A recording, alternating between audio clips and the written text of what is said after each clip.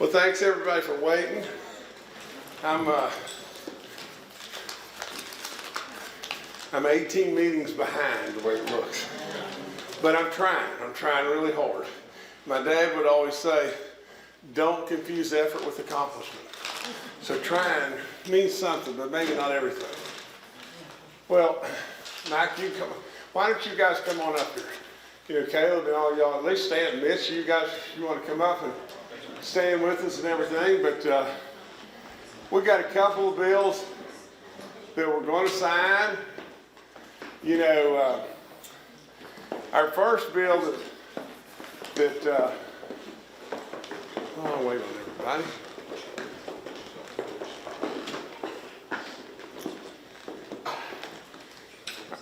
Our first bill we've got is Senate Bill 94, electronic voting. Now basically the bottom line of this whole thing is just really simple. You know, we got a lot of people that have disabilities that can't necessarily get out and go to the voting booths and all that kind of stuff. And they surely deserve to have their voice heard. And so what we've got has happened here is, you know, led by Mike Warner and all of his great efforts and everything, we now have a real bipartisan effort to do something that's really good, really, really good. And so this bill right here enables people to just, like I said before, have their voices heard. And I don't think that I'm going to miss anything because there's no real point in going through all the details. Charlie Trump was the leading sponsor of the bill, but a lot of good work in the Senate, a lot of good work by our Secretary of State, and a lot of people that we can help now in lots of different ways. So I've got pens, I'm going to sign, I'm going to give you all the pens, and we'll go from there, okay? Okay, we're going to sign this baby.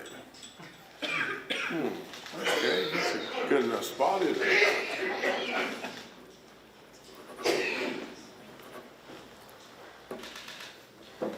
Okay, Mike, I'm giving you the first pen, that's for sure.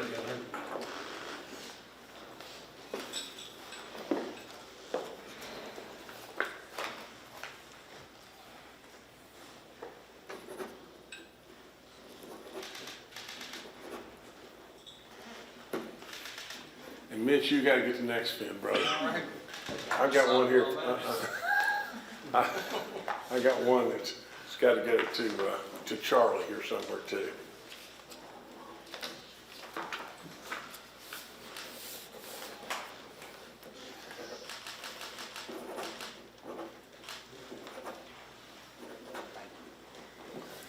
Sign again while you're at it here. Can you take that one to Charlie? I will. Okay. You'll appreciate that.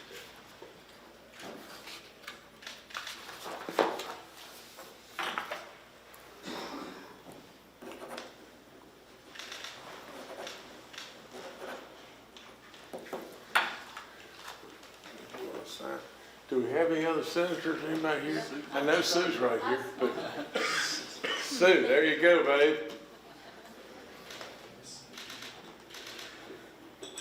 Give me a hand. Yeah, very good. Really, really good. Good job.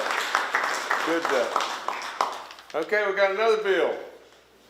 This is House Bill 4130. And this bill is something that, let me just tell it like it is, okay? We've all been waiting on this bill for a long time. To just tell it like it is and be straight as I can be, it's a crying shame that it has taken so long for this bill to become a reality. You know, the red tape, especially the magnitude of the red tape in DC, is cumbersome beyond possible belief. Can you just imagine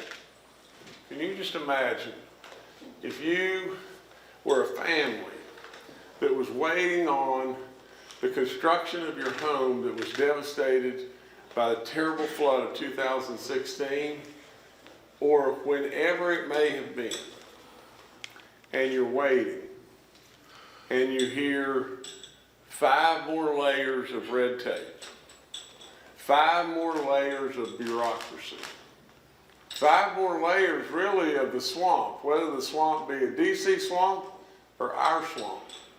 It's not any good. I've been pushing for it well in excess of a year and a half.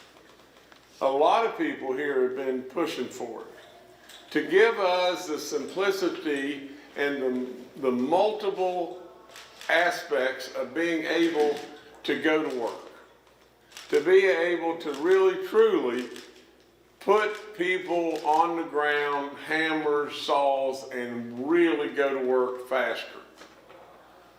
God knows we should have done this so much sooner.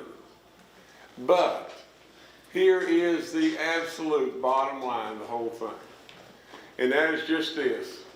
You know, it will help people that are still suffering, that need to be in homes right now. No question it will help to some degree. And God forbid the next catastrophe that comes. But it will come. It will come.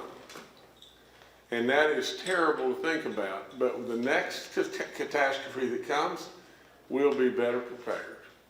And we'll be able to do more. So, you know, from the standpoint of Delegate Dean Jeffries, and from the standpoint of Delegate Caleb Hanna, and from the standpoint of all of those that have been involved and been through the struggles and the frustrations and everything, we got a bill now that's truly going to expedite and make things so much easier. You know, my general counsel was just telling me just a few minutes ago, just imagine this.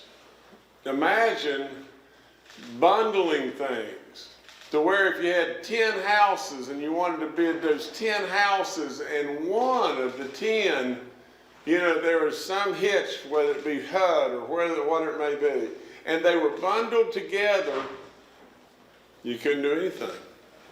You couldn't go to work on anybody's house. And so there's so much of that entanglement. You know, I say it's so simple, you know, just count the egg-sucking cows in the field. Quit trying to count the legs and divide by 4. I mean, that's what we've done in government forever. And this will just help. And I'm not telling you that this is the end-all, do-all, but it will help.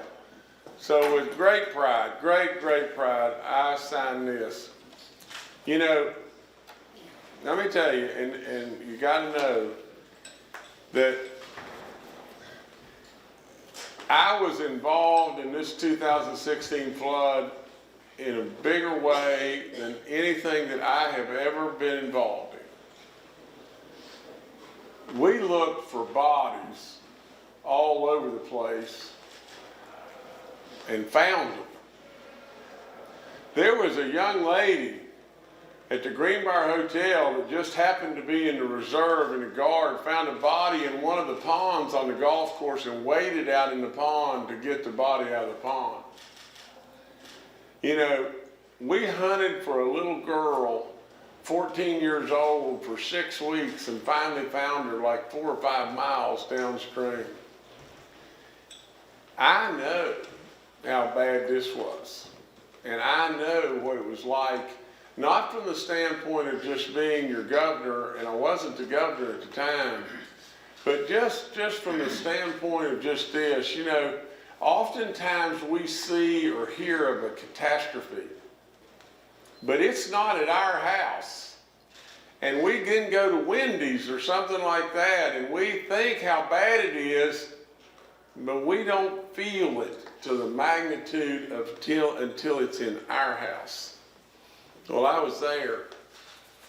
I saw all those people walk into the Greenbrier Hotel, and lots of them didn't even have shoes. They didn't have anything. Everything gone. think about this, and I've got to say this in honor of this guy, Ronnie Scott. You know, I coach basketball teams and everything. And the guy that sat as close to me as Mitch is standing to me right now, sat right beside me, running the clock on our score table was Ronnie Scott. And right beside him was Tom Bill Dudley. Tom Bill had pancreatic cancer and everything he had washed away. And Ronnie, think about this. Ronnie was in his home with his wife. And he said, I'm going to get the kids and get to high ground, and you take the car and get it to high ground. And she did. And then he couldn't find her. He could see the car, but he couldn't find her. And all of a sudden the cell phone rang, and it was pouring the rain like crazy and everything. It was cold. And his cell phone rang, and she said, Ronnie, I came back to the house to get the dog. I couldn't get the dog before, but now I can't get out of the house. And the water just kept coming up, and the next time the cell phone rang, she said, Ronnie, I'm in the attic and I smell gas. He was climbing up a bank. He said he was climbing so hard to get up a forested bank to get to where he could just see the house. And about that time, he heard the explosion, and she was blown through the roof into a tree. And 3 days later, with 70-degree burns on her body, she died. Now, I'm telling you, this was bad stuff. And it was bad at Clendenin, it was bad all over the place.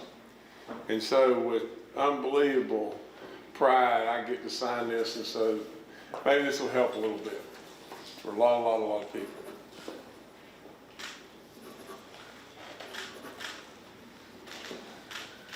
So, Caleb and Dean, where'd y'all go? I'm gonna give y'all my first 2 pens and thank you for your effort. And Mitch, you got a sign there. And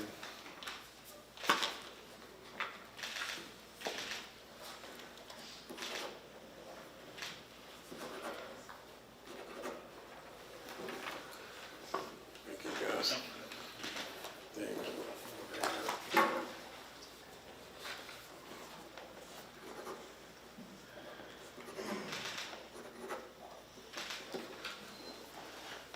Okay, I got 2 more pens here.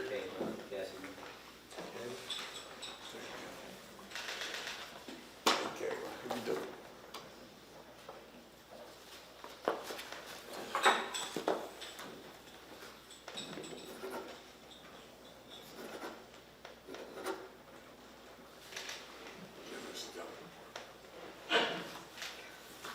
Oh, sorry.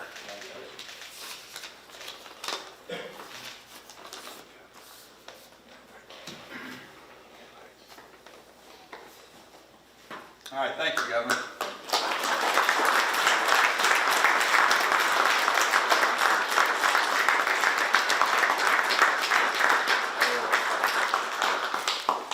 Good day.